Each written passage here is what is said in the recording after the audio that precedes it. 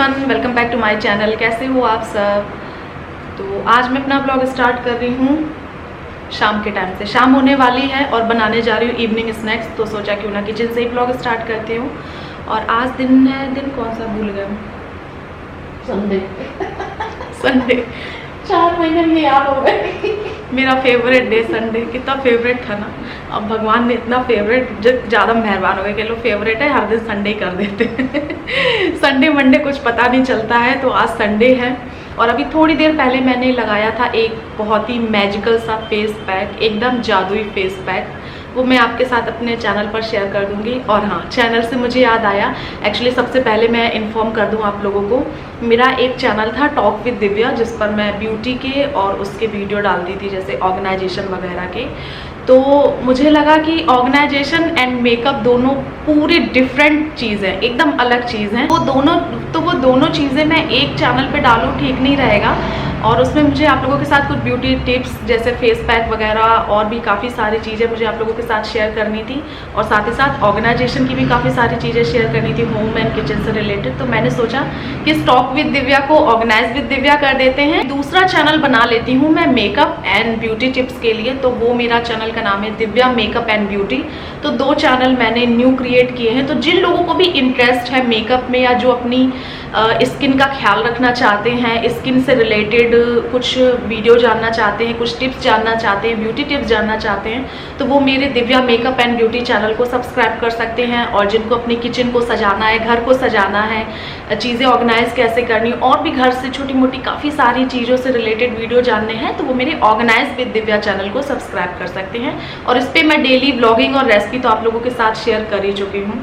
देखिए, इतनी सारी चीज़ें शेयर करने के लिए हैं, तो थोड़ा सा एक ही चैनल में सब कुछ ठीक नहीं रहता है कि हर चीज़ मैं डालूं। और ब्लॉगिंग तो मैं डेली करूँगी ही करूँगी इस चैनल पे, और साथ ही साथ ऑर्गेनाइज विद दिव्या पे मैं हफ्ते में 2 वीडियो डालूंगी। कोशिश करूँगी 3 डाल दूँ, बट अभी मुश्किल लग रहा है 3 डालना। 2 वीडियो डालूंगी वीक में।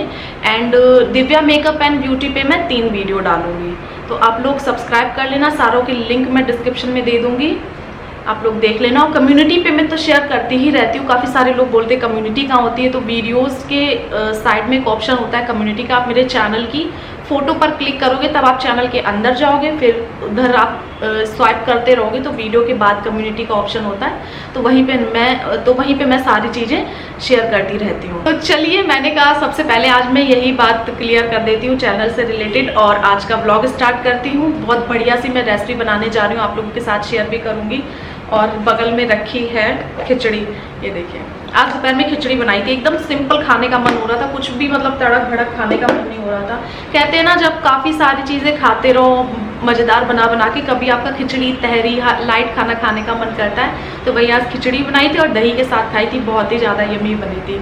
मैंने कहा लाइट लंच हुआ है, चलो कुछ बढ़िया सा इवनिंग स्नैक्स बनाते हैं और आप लोगों के साथ रेसिपी भी शेयर कर रहे थे। चलिए स्टार्ट करते हैं इस ब्लॉग को। आई होप अच्छा लगेगा आपको। अच्छा लगे तो लाइक कर दीजिएगा इस वीडियो को। और हाँ, आज मैं मोस्ट पूछा जाने वाला क्वेश्चन का आंसर देने वाली हूँ कि मैंने सोफ़ा क्यों बेचा है, तो देखते रहिए इस वीडियो को। आज मैं आप लोगों के साथ तसल्ली से डिटेल में शेयर करूँगी कि क्या बात है क्या नहीं। एक्चुअली होता ये है कि एक बात बता दो, फिर दूसरी बात लोग पूछने लगते हैं। जल्दबाजी में एक बात बता दो तो फिर और क्वेश्चन आएंगे। तो आज मैं ऐसा कोई चांस ही नहीं रखूँगी कि आप दोबारा कोई क्वेश्चन पूछ पाओ उससे रिलेटेड। तसल्ली से सारा कुछ मैं बता दूँगी डिटेल में कि मैंने सोफ़ा क्यों बेचा है, ताकि आप लोगों के मन में कोई डाउट ना रहे। तो देखते रहिए इस वीडियो को। चलिए स्टार्ट करते हैं आज का व्लॉग। और हाँ, व्लॉग स्टार्ट करने से पहले आज मेरी ड्रेस देख लीजिए। आज मैंने पहना है ये प्लाजो और ये वाला टॉप। बहुत भयानक वाली गर्मी हो रही थी, इतनी भयानक वाली गर्मी हो रही है, एकदम लिटरली फ्लाइट से आग से निकल रही है, और आज ही से होना स्टार्ट हुई है। तो कुछ भी सूट और कुर्ती में तो ऐसा लग रहा था जान से निकल रही है। तो मैंने बिल्कुल खुले खुले लाइट कपड़े पहने, मुझे बहुत अच्छा लग रहा है, बहुत ज़्यादा कंफर्टेबल लग रहे हैं। और ये लुक भी मैंने क्रिएट किया है अपने आप से प्लाजो एंड टॉप के साथ। कैसा लग रहा है मुझसे शेयर करना। चलिए अब फाइनली बनाती हूँ, बहुत बातें हो गई। तो इस रेसिपी के लिए मैंने जो आलू है ना, वो चढ़ा दिए थे बॉयल होने के लिए। तो ये अच्छे से बॉयल हो चुके हैं। मैंने ये देखिए आलू चढ़ाए थे, 4 आलू। तो चलिए पहले इनको छील लेते हैं।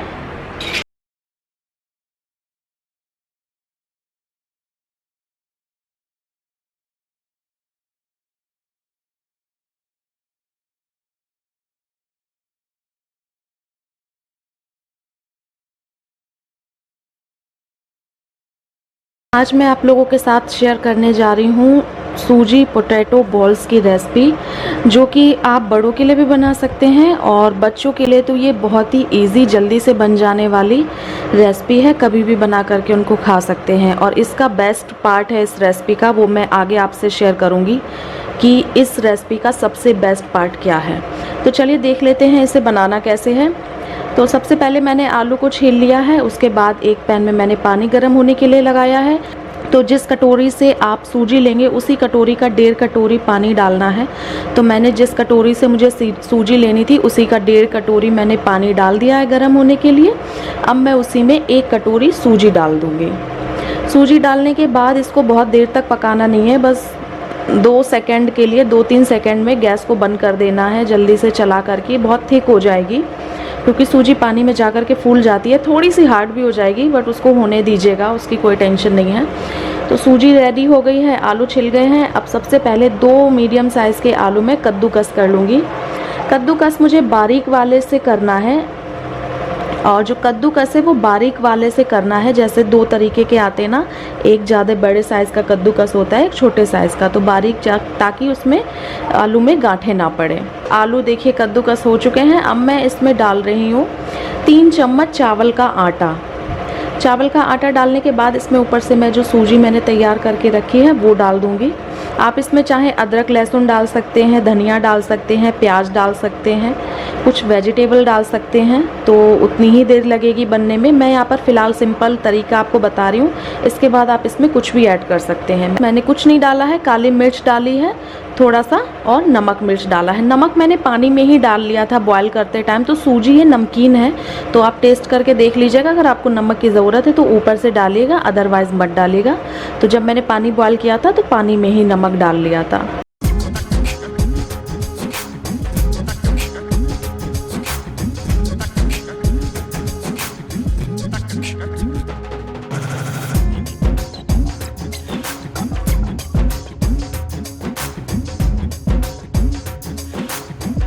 देखिए कितनी जल्दी बैटर बनके तैयार हो गया है। अब एक कढ़ाई में मैं ऑयल गरम होने के लिए चढ़ा दूंगी।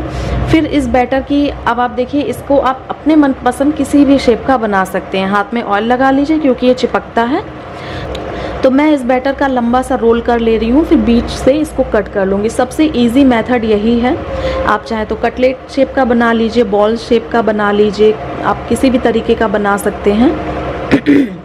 जैसे छोटे छोटे पेड़े बनते हैं उस तरीके का बना लीजिए।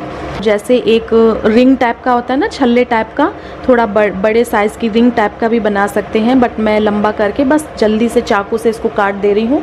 सबसे जल्दी यही वाला बन के रेडी हो जाता है। काफ़ी कम टाइम में काफ़ी सारी छोटी छोटी बॉल्स से बन करके रेडी हो जाती हैं।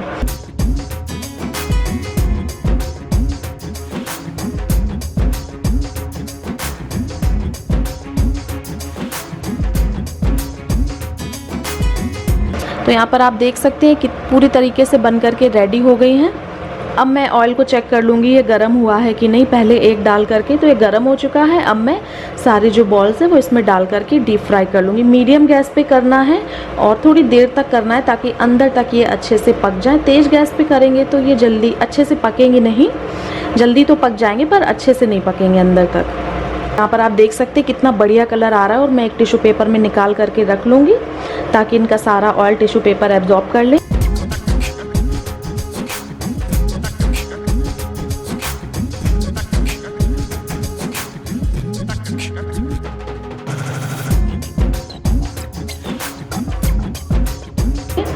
और ये थोड़े से बचे हुए हैं। जो बेस्ट पार्ट की मैं बात कर रही थी वो ये था कि आप इनको आप किसी एयर टाइट कंटेनर में या फिर जो जिप लॉक बैग आता है उसमें रख सकते हैं, पॉलीथीन में रख सकते हैं।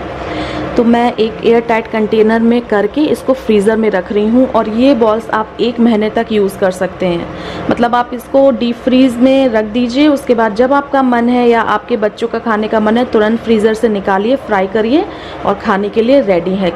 किसी भी चटनी सॉस के साथ आप इसको सर्व कर सकते हैं। तो ये बेस्ट पार्ट है इस रेसिपी का, आपको बार बार नहीं बनानी है। फ़िलहाल 1 महीने तक कोई ऐसी ज़रूरत नहीं है। तो मैंने यहाँ पर 1-2 दिन बाद ही मैं फिर से इसको फ्राई कर लूँगी। थोड़े से ही बचे हैं तो मैंने फ्रीज़र में रख दिए हैं। बट आप इसको रख सकते हैं, हफ्ते भर बाद बना लीजिए, 6-7 दिन बाद, 8 दिन बाद, 10 दिन बाद ऐसे आप बना सकते हैं। तो यहाँ पर देखिए मैं इसको सर्व करूँगी रेसिपी को मैंगो शेक के साथ। तो मैंने मैंगो शेक भी यहाँ पर बना करके रेडी कर लिया है और अब हम लोग बैठ करके इस यम्मी से इवनिंग स्नैक्स का एंजॉय करेंगे। और बेटू को तो ये बहुत पसंद आए, उसने बहुत मन से खाए।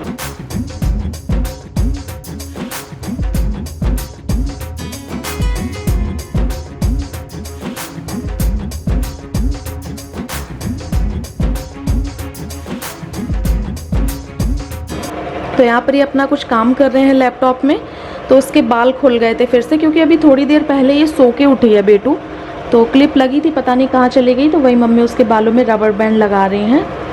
तो बहुत ही सिंपल सी, बहुत ही जल्दी बन जाने वाली रेसिपी है। ट्राई। बस थोड़ी देर बाद मुझे यहाँ पर कपड़े समेट के रखने थे। एक्चुअली आज मैंने थोड़ी सी अलमारी सेट की थी।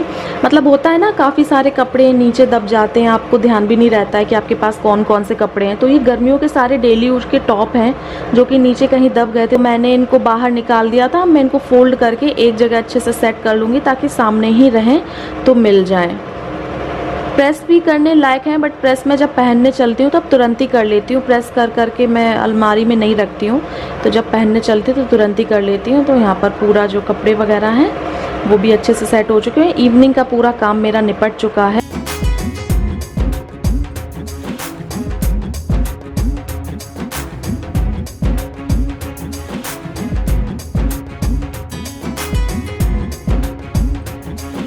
आज फाइनली मैं आप लोगों में से जितने लोग देख रहे हैं सब पूछ रहे हैं, बहुत पूछ रहे हैं कि आपने सोफ़ा क्यों बेचा। तो ऐसे हर एक को कमेंट करना पॉसिबल नहीं है, और अगर मैं इतने सारे आंसर करूँगी तो फिर मैं दिन भर मतलब आंसर ही देती रहूँगी। ईच एंड एवरी मतलब पर्सन मुझसे पूछ रहा है कि आपने सोफ़ा क्यों सेल किया। तो मैंने कहा चलो बता देती हूँ।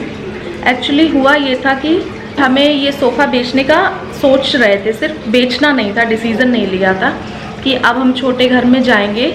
हो सकता है वहाँ इतनी जगह वो ना हो, क्योंकि हमने कुछ फ्लैट ऐसे भी देखे थे कि एक्चुअल में जिस तरीके के घर हमें लेने हैं वहाँ पे इतना बड़ा सोफ़ा नहीं आ सकता है, क्योंकि किसी भी फ्लैट का इतना बड़ा हॉल ही नहीं था जिस हिसाब का हम लोग घर देख रहे थे। तो मैंने सोचा कि ठीक है, जब हम लोग घर चेंज करेंगे तब हम लोग सोफ़ा सेल कर देंगे। फिर दूसरी चीज़ ये है कि सेल का ऑप्शन कहाँ रह गया था, लॉकडाउन का टाइम है, ठीक है, और इस बीच कौन सामान खरीदेगा, क्या करेगा क्या नहीं करेगा, ऐसे हम लोग सोच रहे थे। तो नो, ऐसा कुछ नहीं था कि हाँ, मतलब ये था कि बेच भी दे, मतलब हम लोग ये सोच रहे थे बेच भी देंगे और नहीं भी बेचेंगे, कोई कंफर्म नहीं था। आपको याद होगा पीहू को मैम एक पढ़ाने आती थी, तो जब वो आई थी शुरुआत में, उन्होंने मेरे सोफ़े की बहुत तारीफ़ की, उनको बहुत पसंद था ये सोफ़ा। बोल रही थी आप इसको कभी सेल आउट करने का सोच रहे हो क्या। मैंने कहा नहीं, अभी तो मुझे साल भर भी नहीं हुआ है, मैं इसको क्यों सेल आउट करूँगी। कह रही अच्छा ठीक है, अगर कभी भी प्लान बने तो आप मुझे बताना, मैं इसको परचेज़ कर लूँगी। मैंने कहा नहीं, मुझे ये बेचना ही नहीं है। तो तब ऐसा कुछ माइंड में नहीं था शुरुआत में। मतलब वो ऑलमोस्ट मुझसे कई बार बोल चुकी थी, डेली बोलती थी आपका सोफ़ा बहुत प्यारा है, मुझे आपका सोफ़ा बहुत प्यारा लगता है। तो वही बात मेरे दिमाग में बैठे बैठे आ गई कि अगर हम लोग शिफ्ट करेंगे और हम लोग सोफ़ा बेचने का सोच रहे हैं तो क्यों ना मैम से मैसेज कर लिया जाए। तो मैंने मैम को मैसेज किया, उनका तुरंत ही रिप्लाई आ गया कि हाँ ठीक है हम देख लेंगे। मतलब उनके जो हस्बैंड है उन्होंने तो देख ही रखा था, डेली आती थी वो, डेली उसी पर ही बैठती थी। तो उन्होंने कहा मैं अपने हस्बैंड को लेकर के आऊँगी, तो फिर हम लोग देख लेते, फिर डिसाइड कर लेंगे। तो उसी दिन बात हुई, वो नीचे ही रहती हैं यहाँ पे सेकंड फ्लोर पे, जैसे मेरा 13th फ्लोर पे है तो वो सेकंड फ्लोर पे ही रहती हैं इसी बिल्डिंग में। तो मैंने कहा ठीक है, आ गए वो लोग, शाम को आ गए थे उसी दिन, देख करके गए, पसंद भी आ गया सारा कुछ। तो मैंने कहा ठीक है, जब मैं खाली करूँगी तब आप लोग ले लेना।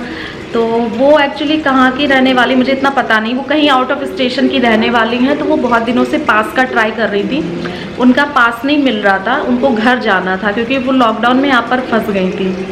तो कह रही कि अगर सैटरडे को मेरा पास बन गया तो ठीक है, अदरवाइज़ आप मुझे ये सोफ़ा मतलब मैं 1 महीने बाद ले लूँगी, नहीं तो कोई दिक्कत ही नहीं। मैंने कहा ठीक है, अगर सैटरडे को पास बन गया तो आपको मुझे फ्राइडे को ही देना पड़ेगा, क्योंकि फिर उसके बाद पता नहीं हम लोग कब आएँ, और फिर मतलब ये सारी चीज़ें हैं।